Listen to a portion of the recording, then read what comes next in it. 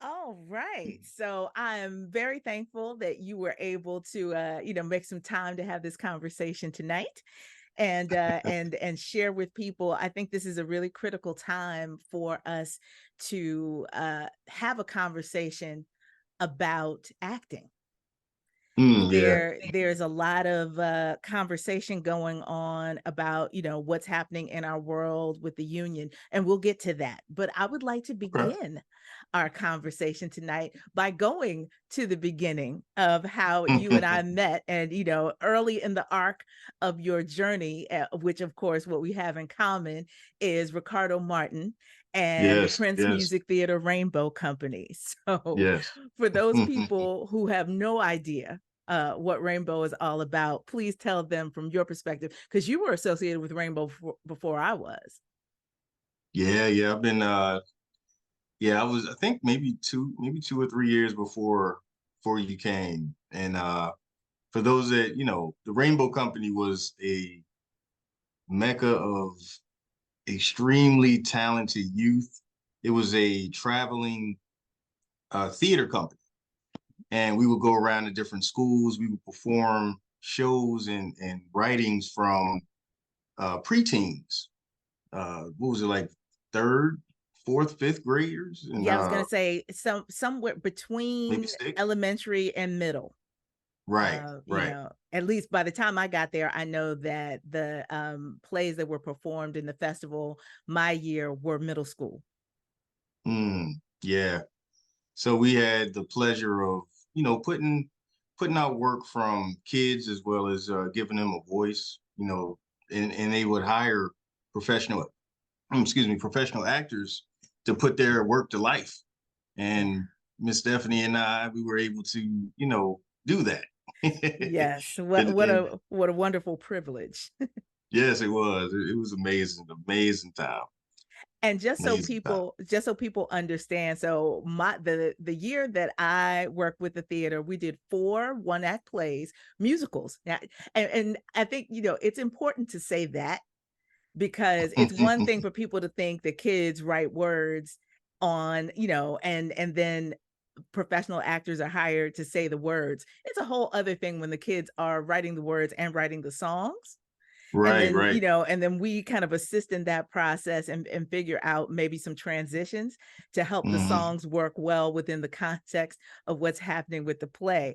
And so in 1999, which I cannot even believe I'm saying that out loud, Rainbow Festival 99, we did 4 one-act musicals, and of Hmm. the Hmm. 4, I played a nice mom, a bad mom, uh, a naughty Raggedy Ann, and Hera, Oh Queen wow. of the Gods. So there was a lot of Oh range man. being expressed. Yeah. And we had to dance. We we Yes, uh we had to do dance, sing, rap. We did everything, all you of it, know. and it So was a and the lot of other fun. part was that we had to audition every year to be a part of it, which was something that kept you on your toes. And a lot of people nowadays kind of get comfortable into like once they have a part, they're like, okay, I could, this is mine. Yeah. But every year, Ricardo made us audition, and I respect him for that because one, even for me, like looking at some of the talent that came through and how hungry they were, so Yeah. I had to step my game up and get busy. I couldn't fall back. Yeah. Well, I think now that we are in the age of reality TV and Mm, competition shows, a lot of mhm, people think that that big break is just something that's right around the corner. All you have to do is be in the right place at the right time and do your thing. mhm, And then all of a sudden the world opens up to you. Like you said, I appreciate that Ricardo basically said to me, you are better than you think you are, mhm, and let's try some things. Let's push a little bit mhm, and see what else you have in you, what else is in the tank. And I know that that level of mentorship, we talk about it all the time, not being present in the music industry, but I think mhm. in theater very few people have that person who's taking their hand and kind of ushering them through, Right, right, in a way that is meaningful. right, right. Yeah, I had to, like, with Ricardo, he was one of the ones that honestly kept me acting because at the time he was my teacher at Freedom Theater, and we couldn't afford to continue to go. It was really expensive at the time, and we were kind of going through it. But then Ricardo would always keep in touch with me, and when he started the Rainbow Company, he was like, "Yeah, it's a couple roles. I think you'd be great in this production." And I came out, and literally, once I started with him, we did Bobos. Mhm. That was the first play I did with. Well, I did it in the main stage, but then they were doing a traveling show, and then he branched off and started doing shows with the kids. But Bobos was my introduction back into being a working actor, and Yeah. but it was Ricardo that pulled me in. Yeah. And so for those of you who are probably listening to this instead of viewing it, you should know that Ricardo Martin was the director of the Rainbow Company. So just think about a youth repertory company inside an adult repertory company. And so the level of auditioning, the level of rigor that was expected of you as Right. talent was extraordinary. And we lost him way too early to lung cancer. Yes. Yes. Yes. And so that ripple has been felt in many different ways. And so, not to keep it on a downer point, let's kind of shift, because that was a springboard for us, but certainly for you, and in this notion of, don't just want to occasionally act, that I want to make acting my sort of full-time gig. So Right. how would you describe for the listeners and viewers that journey from the spark was lit and now I'm going to aggressively pursue it? Yeah, I would say Ricardo definitely lit that spark, and through that, um, it's been a journey, and then within that journey, I discovered that I wanted to create something similar to what Ricardo started to keep the torch going.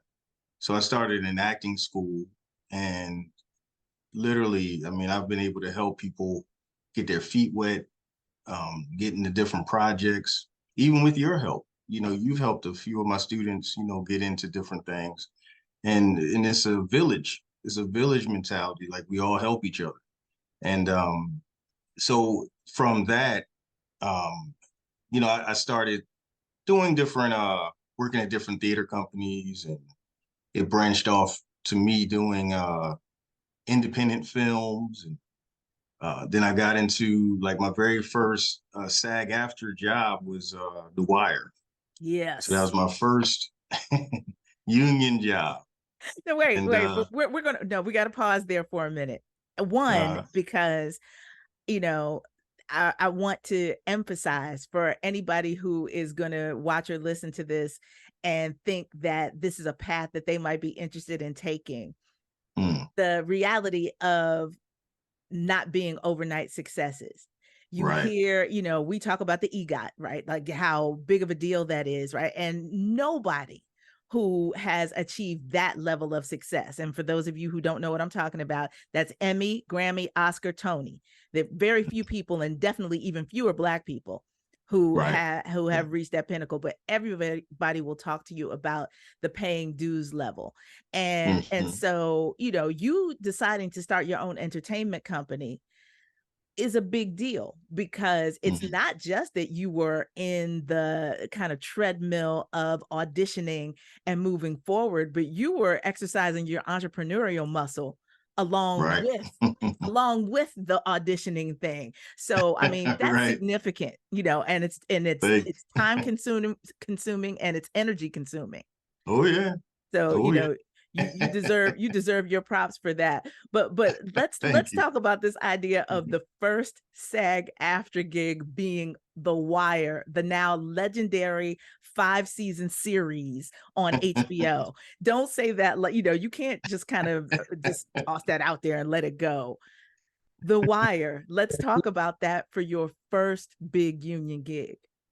Well, so now I'm gonna tell you, I auditioned for The Wire about 10 times before I landed the role I got, which was Sergeant Lambert on the third season. Mhm. So I had a few friends, actually, a couple friends from the Rainbow Company that were actually already in it. So one of you know, our people that was in the Rainbow Company was Kamal Bostic Smith, and Yes. he started the whole Wire. Um, the very first episode, first Yes. person you see on the Wire is Kamal Bostic Smith. He set the pace for the whole show.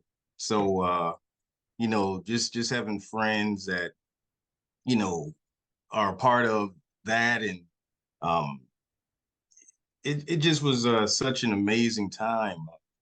But again, it wasn't easy. It wasn't like I just walked in one time and just booked it and just kept on going. No, I had to go, and this was when we had to do in-person auditions. Now Yes. everything is virtual. But so I had to go to Baltimore 10 times, you know, and then if you got a call back, you got to go back. Yes. So I literally I went in, I think I was reading for like either Marlowe or Slim Charles, one of those guys. Mhm. And right before I was about to leave, the casting director, Pat Moran, she called me back in and said, "Hey, we got this cop role. We want to hear you read for it." So I went in, I read, and literally I didn't have memorized it. It was like a co-read. Yeah. So I had to go back in and do the read in like 5 minutes.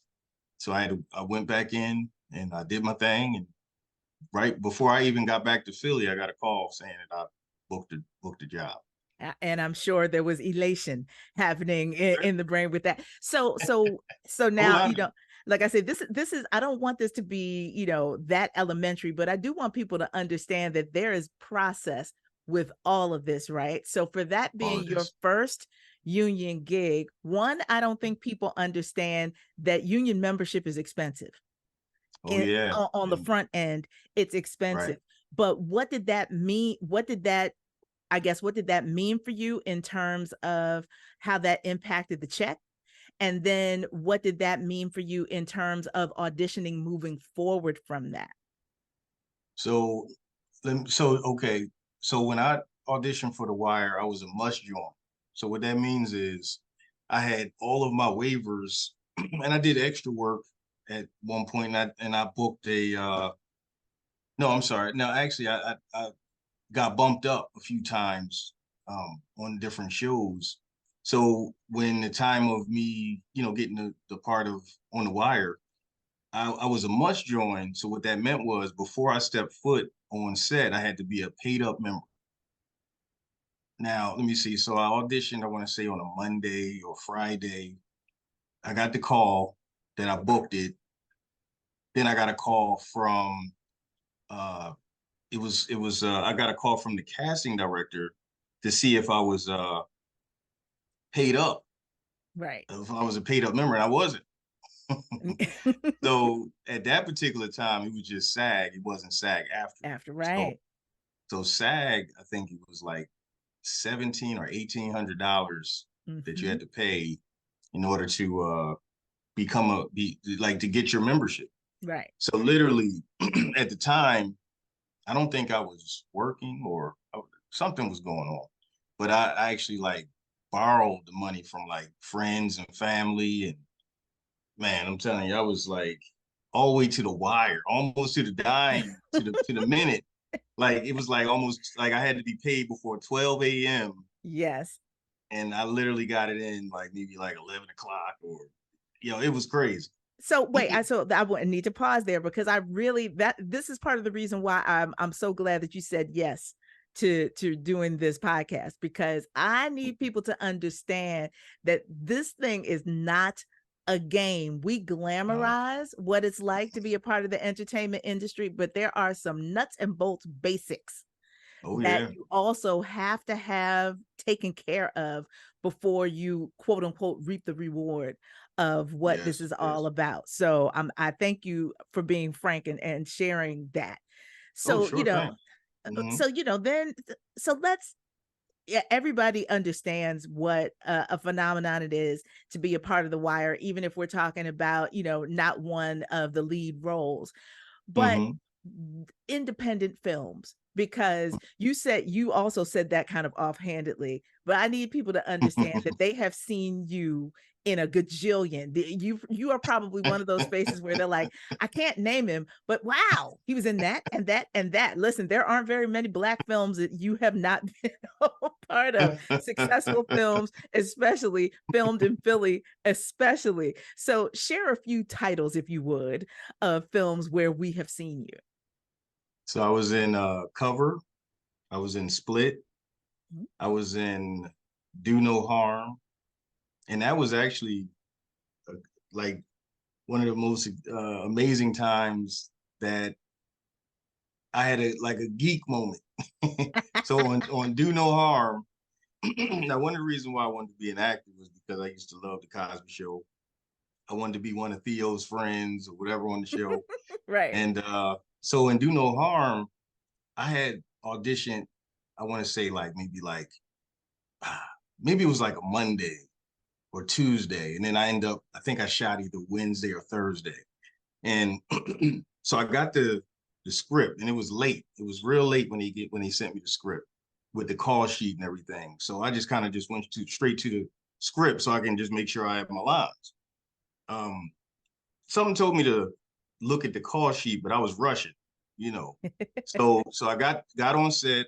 I was in my trailer and I was, putting on the wardrobe and everything. And then the AD knocked on the door and was like, you ready? You ready to go to set? And I was like, sure. So they're like, oh, we're gonna stop by Miss Rashad's trailer. So I was like, Miss Rashad? Miss Rashad? Like, excuse me, So, did I hear you correctly? Okay. so we walked down the street. Now I had like a little box trailer. We go down the street. Her thing is like a block long. She opened the doors, like smoke came out. She walks out and it's Felicia Rashad. And we're in a scene together. Hmm. Oh man. All the That while I was walking like, yo, I'm walking next to Felicia Rashad, you know. So I had a chance to like tell her that, one of the reasons why I wanted to be an actor was because of the Cosby Show. And I had a chance to tell her that. yeah, that's a So beautiful it's so thing. like, just it's amazing how this industry, if you keep going, you just never know what's on the next side of that next step, you know. And so that was one. I was in Glass. I was in another films in Philly. I did Excuse a lot of stuff in Philly.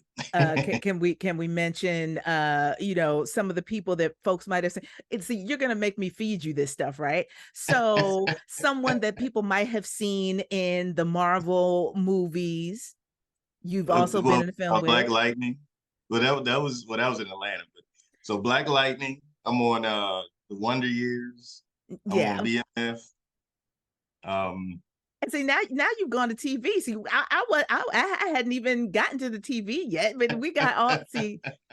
So he's modest and humble, ladies and gentlemen. But again, his credits run very long. So now that you have mentioned the Wonder Years, let us sit there for a minute, because it is a beautiful thing. Like I say, I've watched you grown up in this art, and mm, now on the Wonder Years, you get to play a dad yeah, I'm a in dad. this I'm a in this mean dad. fabulous show. Yes. Yeah, I don't play that type of dad.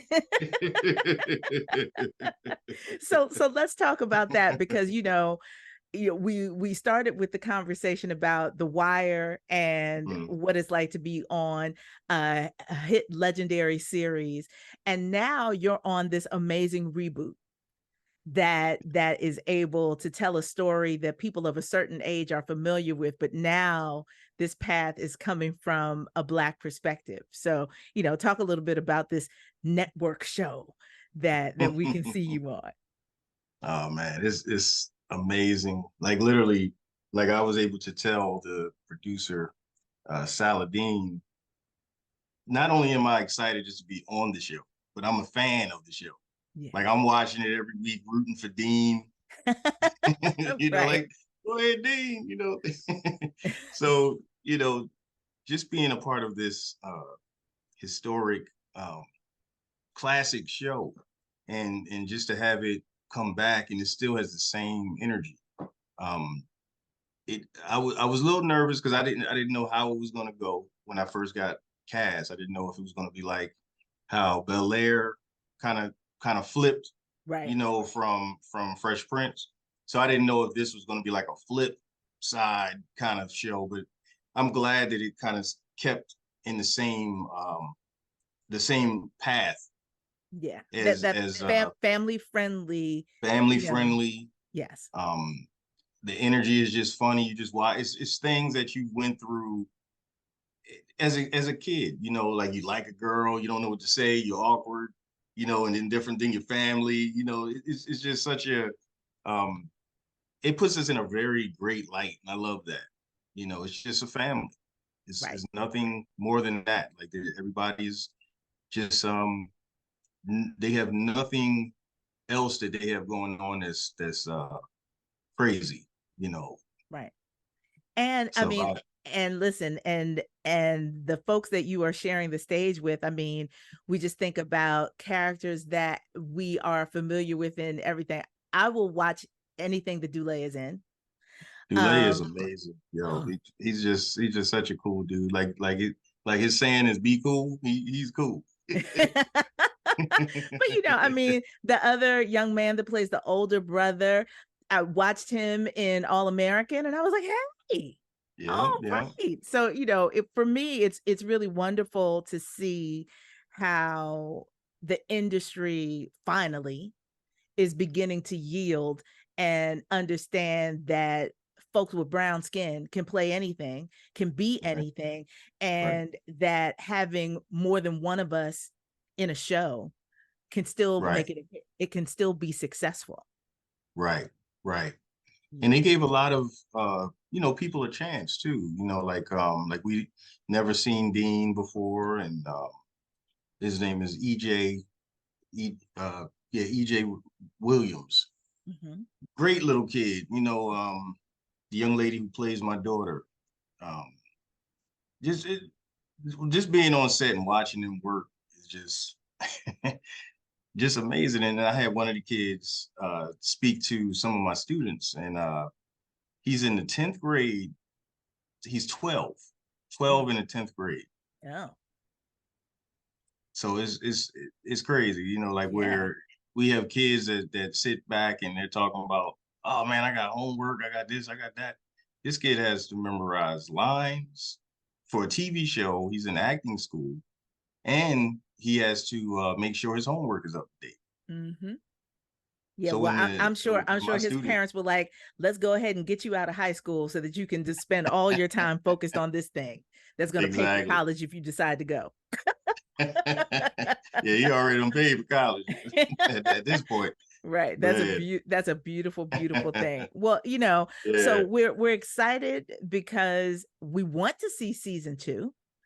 But yes, of course, at the time of this conversation, we are watching, and most of us who are fans of television and film are watching and a little both confused and kind of upset in solidarity hmm, with what is happening in terms of the strike and some of the yeah, things that have been said and done by hmm, the major studios, these major production companies, with regard to the spirit of the strike. And right. so, as a working actor, talk to us a little bit about what this moment means for you. Like how are you coping? Well, I mean, I'm the type of guy, I do a lot of things. So, I keep myself busy.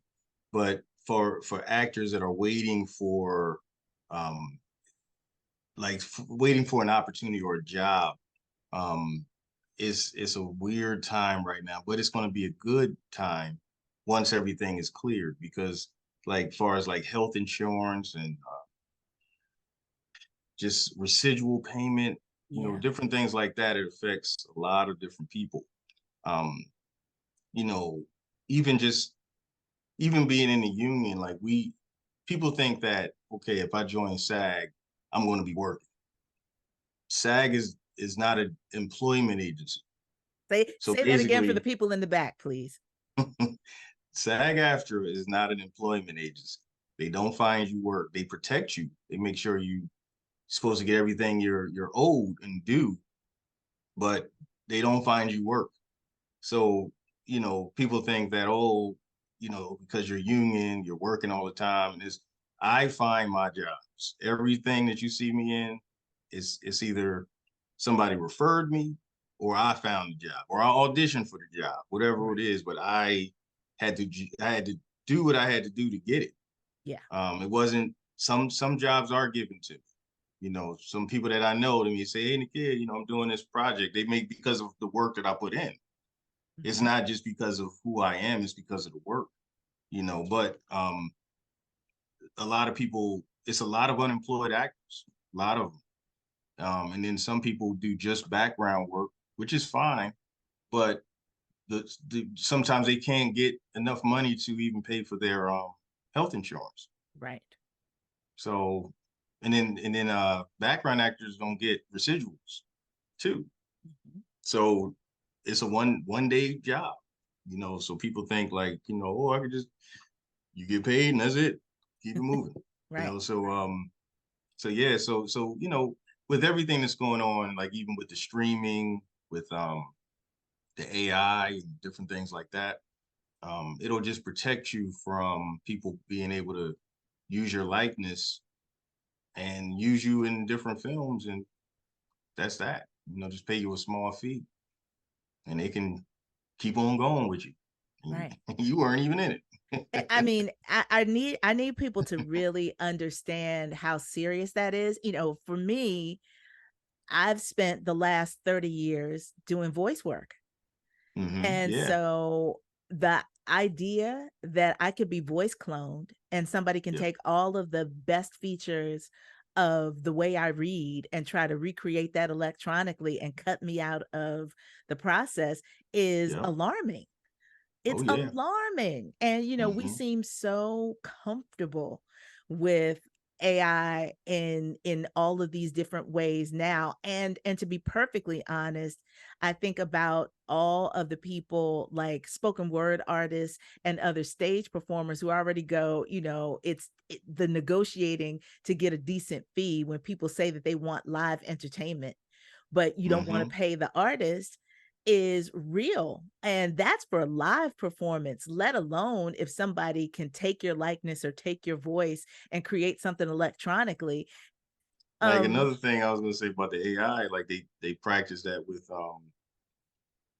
I think they did Tupac, and they did somebody yes. else, and they did like a whole Whitney performance show. Houston.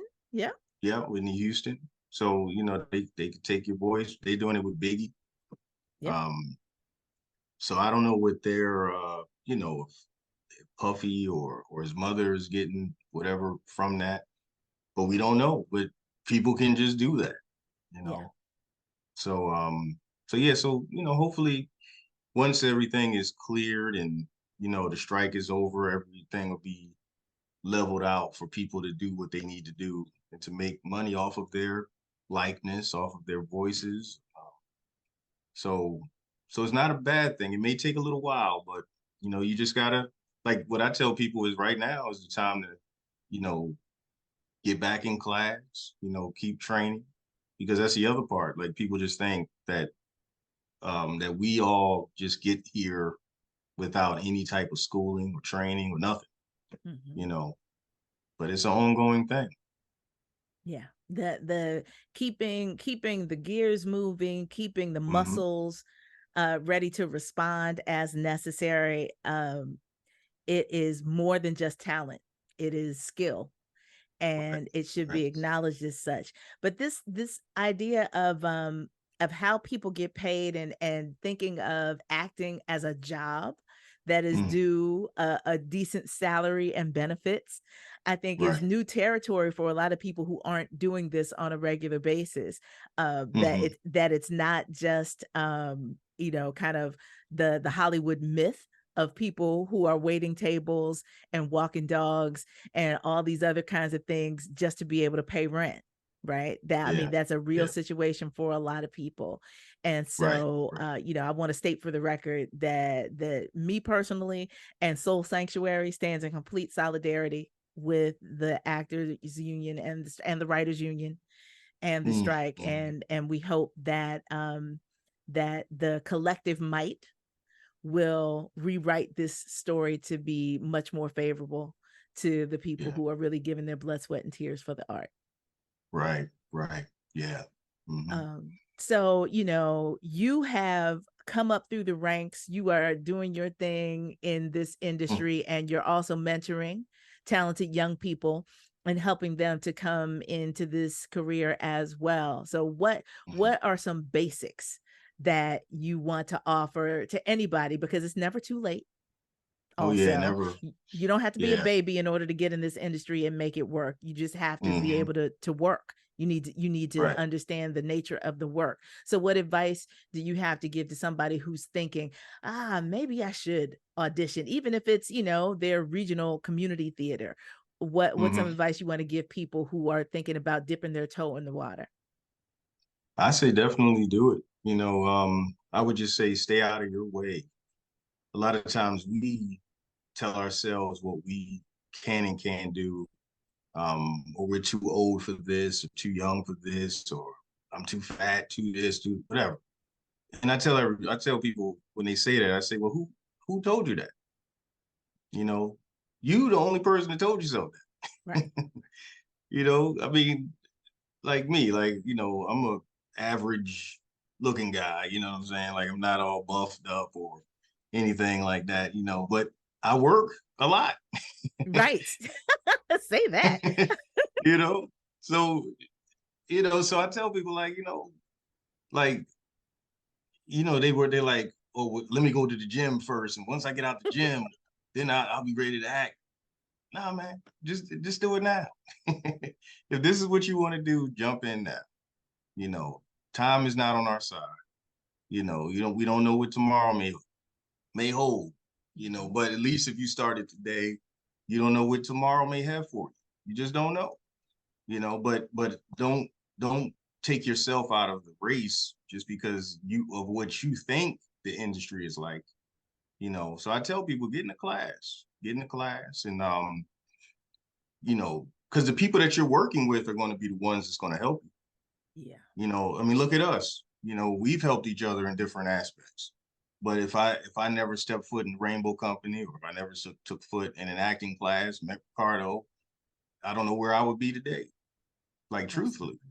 Absolutely. So so it's an everyday thing. So people think, and then also you got to have tough skin.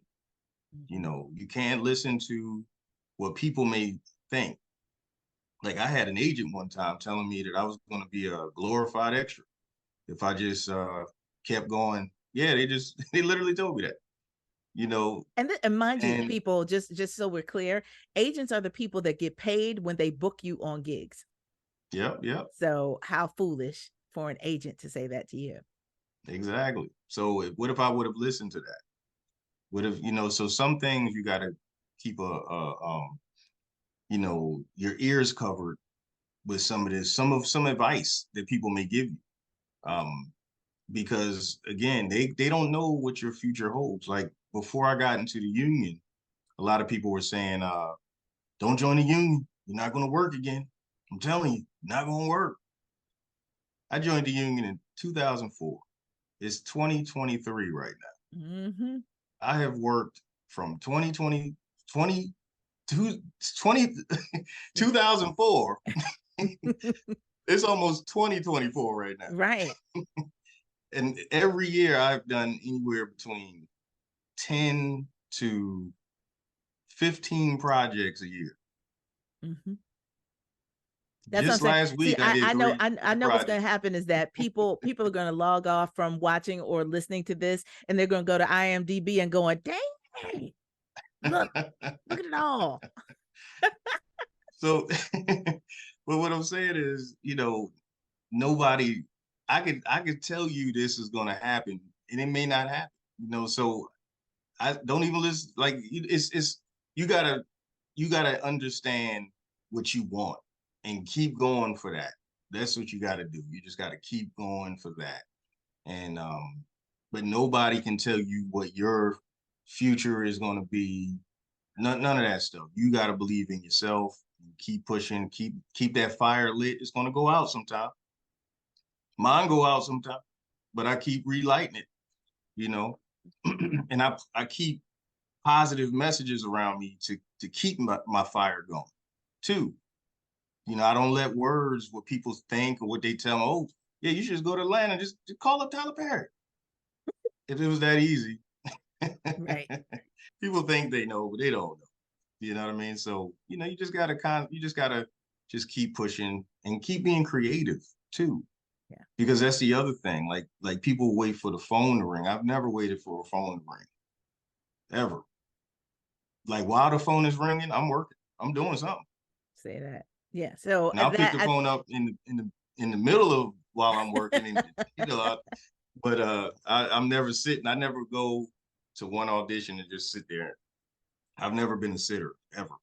yeah. So so I create things. I work with creative people. Um, Whatever it is, I keep it moving. And that's what I would tell people to do. Like if you even one of the reasons why I do the things I do in my school, like a lot of my students, I help find them opportunity or I tell them about opportunities, but they have to go after. Mhm. I can show them where the water is, but I can't make them all drink. I can't. Yeah. But some of them are. Some of them are like going hard at this craft. Mhm. Working. I had one kid that literally he started maybe a year ago. He's been in about 15 films, Wow. and he's 8. He's 8 or 9 years old. Love to You see see it. what I'm saying? Yes. And I have a 67-year-old actor that just booked a role on New Amsterdam on Nice. NBC. Yes. 67. You see what I'm saying? So it just depends on you, Yeah. you know. So yeah, you just gotta keep going. Well, I love that advice, and so I guess the parting words, if we can, as we think about this, is we are rooting for you. And we are glad to see all the wonderful success that you have had. But for anybody out there who is thinking about getting into this, the thing for you to keep in mind is that it's a job. It's a It's a job, job. an Yeah. ongoing job. You got to work it like it's your job. Not that Yeah. it's this gift that somebody's handing you and you go out and all of a sudden you're set for life. Hmm. Doesn't work that way. Yeah. Ask all the Oscar winners who found themselves sitting around the next year, quote unquote, waiting for the perfect script. It's a Yeah. job. It's a job. It's a job. Yep. That's true.